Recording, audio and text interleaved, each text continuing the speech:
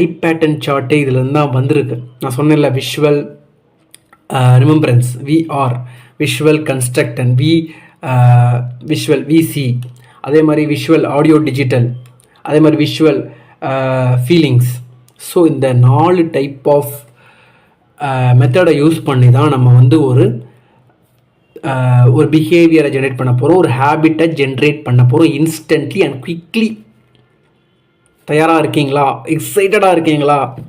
Come on!